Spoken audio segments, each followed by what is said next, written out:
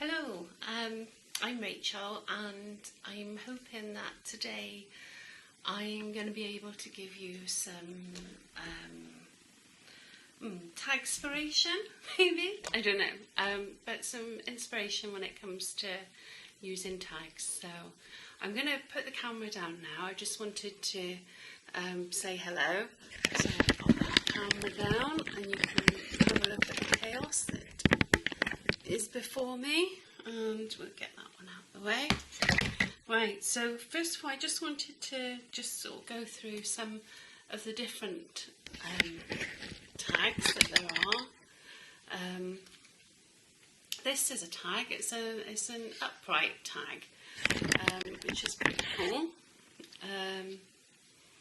I'm saying it's pretty cool, but you're seeing that upside down, are you? Maybe? Okay, hang on. Just go that way. Right.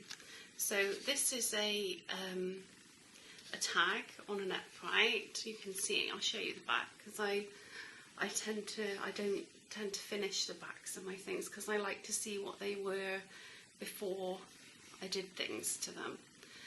So that's an upright tag. What else have I got? I've got here, this is a tag accordion book. So, and those two, if you wanted to know, those two are done with, that's all on Create stamps, and that's Crafty upright, and this is all on Create stamps, and I've just made an accordion tag book there. But I'll show you quickly how I did that as well. Also, there are tags on this one as well. They've been used in the background, so tags all over the place. Oh, and this is something that I've just started working on. And what I've done is I've put a spine, which is just a piece of grey board that I've cut to size, and I've just used some black tape, like this heavy duty, well, there it is, it's that stuff, and I've used that to stick the spine in place, and then I'm going to cover that or maybe paint it, I'm not sure yet, but that's another tag idea. And I just wanted to say as well, it doesn't matter if you haven't got lots of tags, because you can draw around what you've got. And this is how I make concertina tags. I draw around one and then I just fold them up. And if you want that longer, you just do 2 sheets and stick them on top of each other in the middle. So that works really well. So the main project that I wanted to kind of show you today is this little fellow.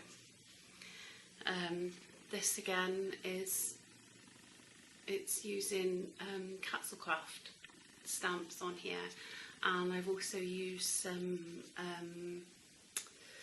That's Crafty grey board bits and some That's Crafty stamps as well on there. And some little Tim Holtz mini clips because they're just really cute. And as you can see, what I did is I've cut out 2 tags and I've decorated them, and then in the middle it opens up and it's like a little filing system in there and you can do that any size you like. So that's that. There you go. You'll have to bear with me with the camera work, I'm afraid. This is just, I'm not very good at it, but I'm getting there. I'm getting better. So what was I going to do? I was going to show you how I made the mechanism for inside the piece first. So let's try moving the camera down again for this. Let's have a look. Let's just do it now. Right, so you can do it with any sized square you want. For the project I did, I used a 4.5-inch square, and I'll show you how I folded that one in a second, but it's just easier to show you this size first. So you're going to do the two diagonal folds on the square, and then you're going to do one up the middle. Then that should mean that you can,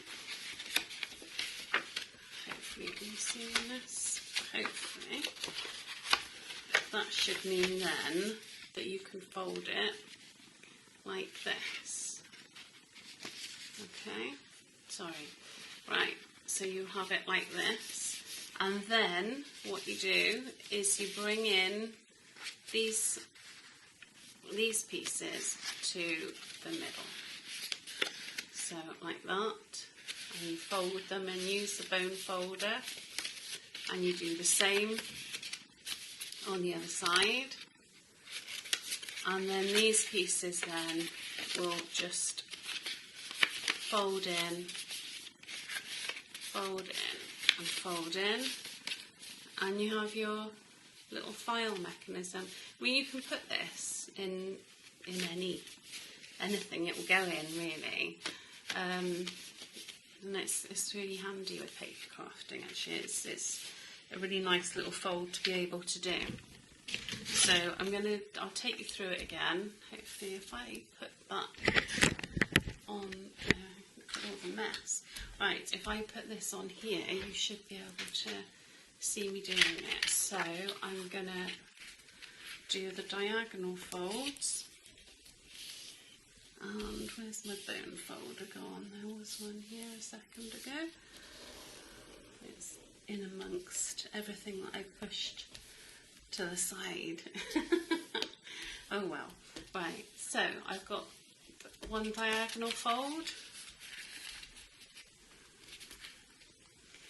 and like I said, I would really recommend using a bone folder to make sure you get a good fold on these. So, and two diagonal folds, so I've got the crisscross in the middle, and then I'm going to go just one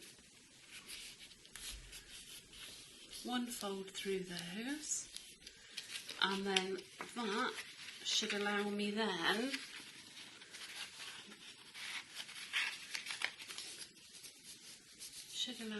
to get that sort of shape. I hope you can see that.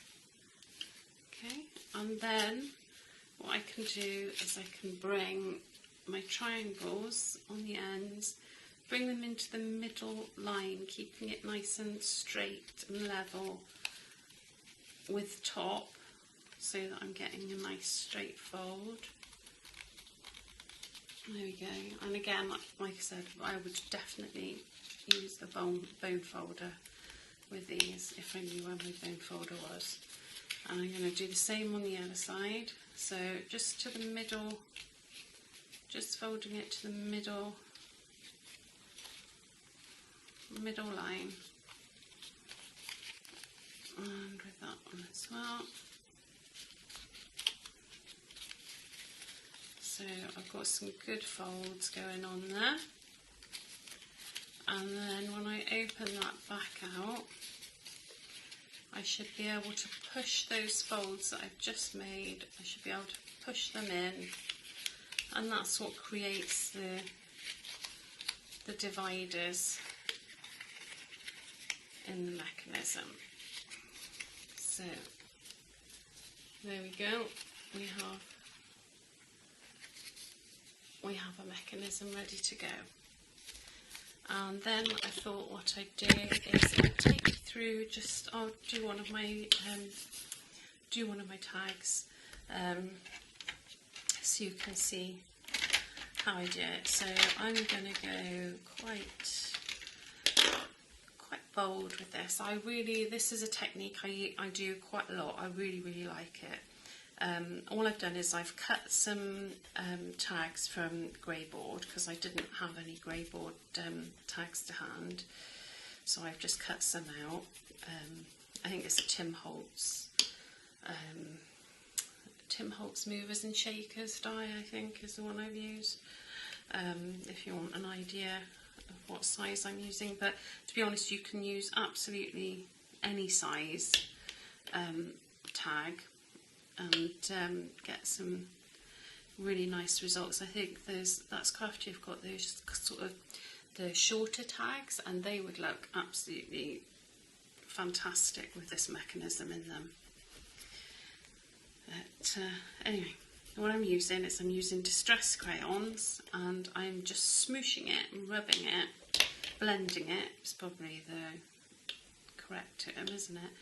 Just blending it onto the tag, and because I've gessoed it, I'm getting a nice blend. If you don't gesso, it doesn't work at all, because you just can't get the distress crayon to move if you don't gesso. So there we go. So I've blended all of that, and I'm going to use this stencil. This is I think this is That's Crafty one, called Fern, I think. And then what I'm going to do is I've just got a cloth which I'm moistening. You don't want it to be soaking, but you do need it to be damp. So I've got my cloth, and I'm just going over the surface, and what you'll see is that this is taking away the distress crayon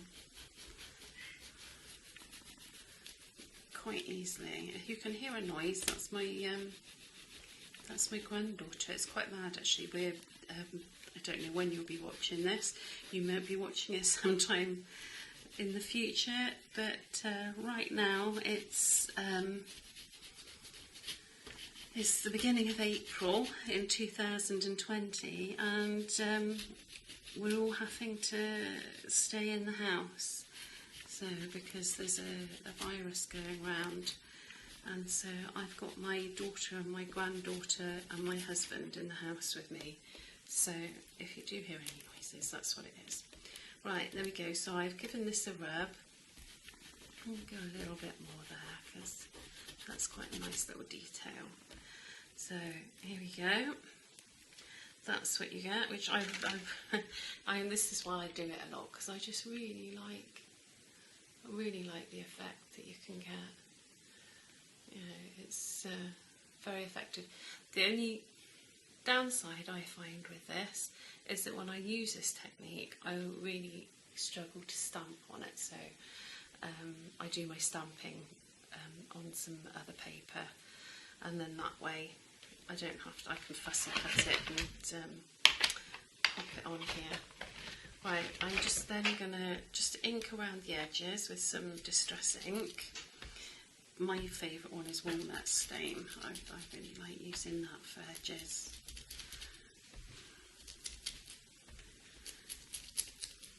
So there we go. I find that just gives it a nice finished effect. So I've got that.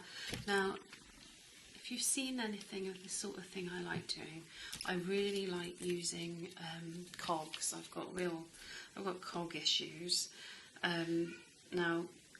That's Crafty do a really nice big grey board sheet, and I have to say, even though I use a lot of them, I'm only just starting to get to the end of my first sheet, so I'm really pleased with how long they last, and well, how good they are really. So I'm going to play with this now to see where I want to put things. So I know I want some cogs because I generally always want some cogs, and I'm thinking I want a little bit of gauze there because I've stamped out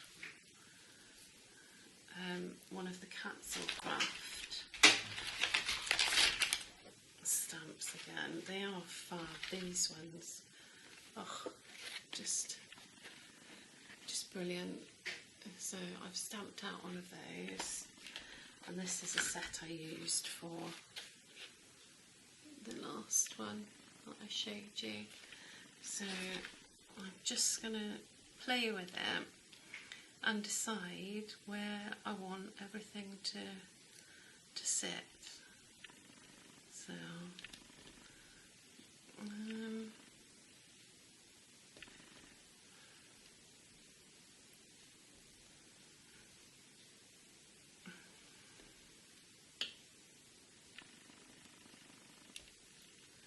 actually, I think that to me seems about right. So I'm going to let's see if I can bring it in a little bit. There we go. So I'm going to glue this down now. So let's get some glue.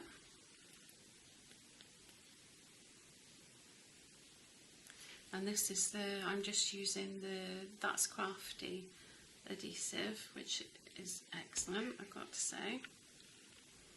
It's got really good adhesion, but it also, because I am a messy crafter, as much as I wish I wasn't, I am. It dries nice and clear, and it doesn't, it doesn't look too obvious. There we go.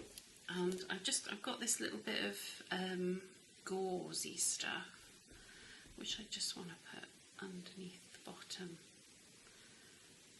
of the image. And the image, I don't know if you can see here, I used to use foam pads all the time and foam tape, but then I realised I can use, and you can see that I've stamped. This has been stamped on the back of something I stamped before that I wasn't happy with. So nothing goes to waste, and this is just cardboard boxes that things have come in that I then just cut little bits up and put them where I need them, and however many layers I need, I just use those, and I find that that's a much more effective way of getting some height. And also, if I'm doing a big piece, I can put a whole sheet of it, and I'm not bothered about it. It's not costing a fortune. It's just a bit of old cardboard box, which is lovely, and it's nice that it's getting used for something as well. Right, so I've got that there, and tell you what, I think I need as well. Now there are little screw heads and things in the set, the grey board set, but I'm just going to quickly, I've got these are Tim Holtz ones that I'm just going to pop. Just feel the need for that.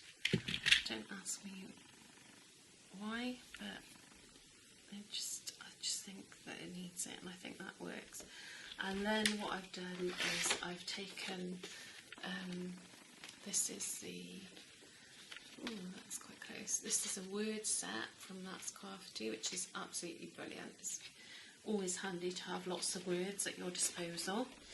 And I've taken a little clip, and I have just put together a little word, and I've inked around the edges, and I'm going to see where I want to put that. I think, do I want it there? No. Or do I want it? Oh, I quite like it like that, actually. That's quite cool. Yeah, that works. So I'm just gonna stick that there.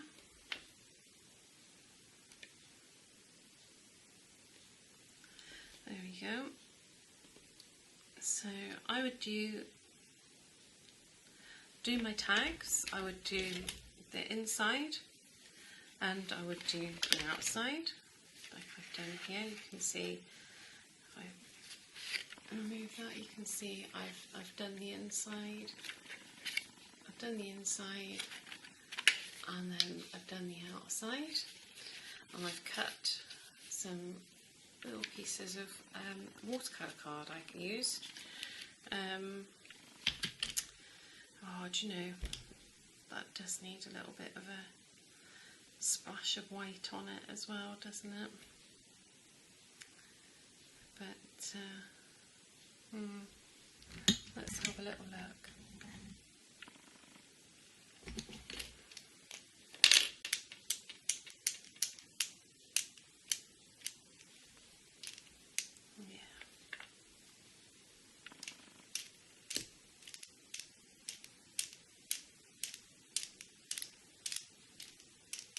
So I was just looking at it, and it just needed something to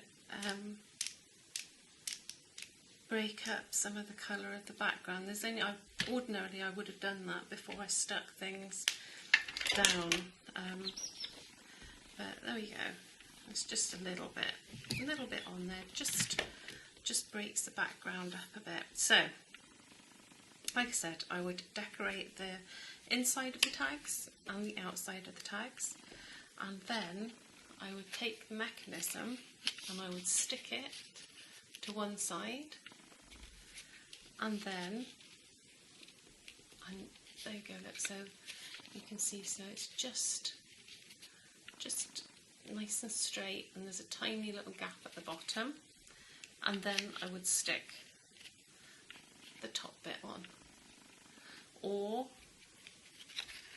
equally, I would cut out some tags and make them into a concertina, and this would be the cover for my concertina.